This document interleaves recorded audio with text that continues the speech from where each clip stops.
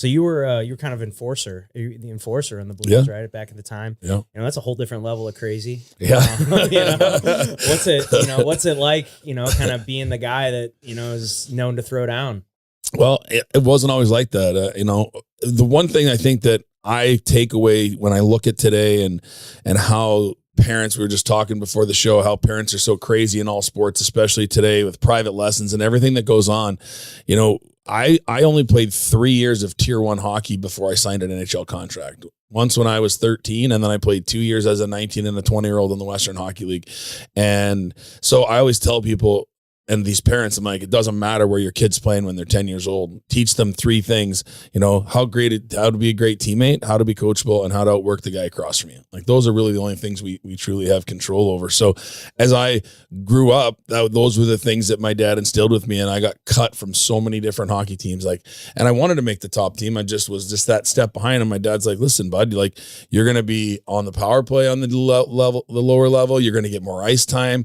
If you're on the upper level, you'd probably be on the bench most of the time, and you wouldn't be developing as much. And so what seemed to be the worst thing ever ended up being probably a blessing in my life. And I, was a top scorer on my team when I was in midget AA. And then I went and tried out for a junior team in the Saskatchewan Junior Hockey League and had a really good training camp, and I scored 4 goals in the inter-squad game, and the coach put me against the 2 other tough guys that were in camp, and I beat the crap out of both of them. And, I went into the coach's office after, and he said, do you think you can do that again? And I said, score 4 goals in a game? And he said, no, beat the hell out of somebody. I'm like, well, does it mean I'm going to make the team? He's like, yeah. I'm like, well, you point him out and I'll take him out. And literally that year, he'd be like, go get number 2, go get number 6. And so I learned how to kind of be a tough guy at that moment. And, I ended up, 3 years later, How old were you? I was 17 at that point in time. And so it just kind of grew from there. And the next thing you know, I'm in the Western Hockey League, which is the best junior hockey in the world. And I'm fighting. The stats are on hockeyfights.com. We look this stuff up all the time, with my kids and that. And I had 73 fights in 123 junior games. So I was a little bit of an animal. And but I've never been in a street fight, never been in a bar fight. I'm not a fighter. I just wanted to fight more than I didn't want to make the NHL. So I'm like, if this is my only way that I'm going to get there, then I'm ready to do whatever I got to do, because I want that so badly. So that is the real reason why I was the enforcer and why I wanted to be in the enforcer. But fighting is not something that I love to do. Okay. Yeah. Now, if you were watch YouTube, you'd be like, come on, man. Put a pair of hockey skates on me. Yeah, put a pair of hockey skates on me, and I wanted to beat the hell out of you, no question. And I knew that I had to, it's do or die, right? It's either your face or mine, and I'm going to take yours. Yeah. Well, and then that too, and and that's what they're bringing you up as an enforcer, and everybody's got a role on a team. And you saw it, I saw in baseball, guys would come and get drafted as a position player, and they wouldn't want to give that up, so they would switch to a pitcher and try and become a pitcher and see if they could make it that way.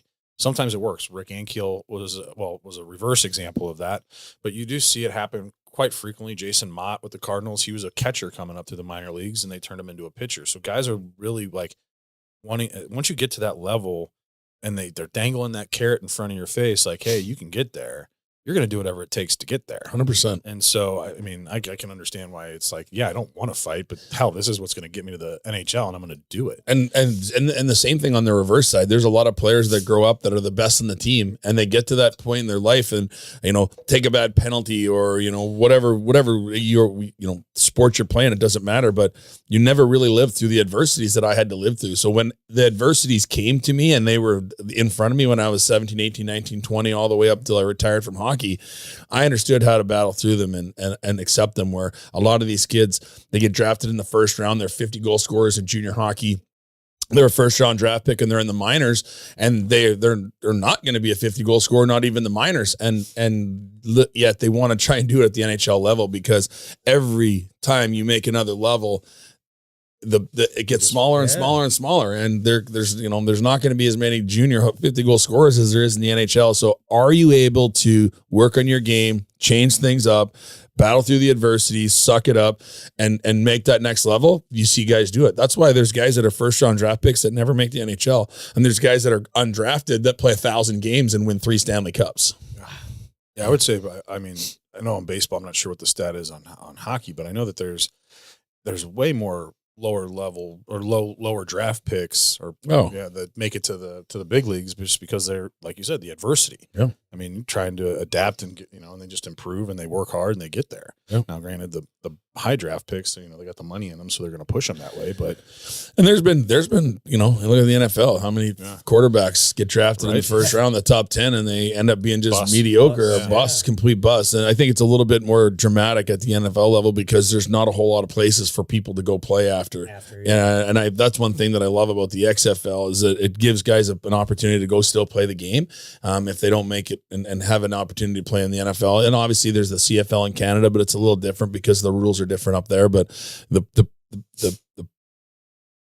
preliminary, like, it's basically the same thing with some different downs and some different field options and whatever else. But it's not easy. I look back at it still today and go, wow, did I really do that? But it's cool.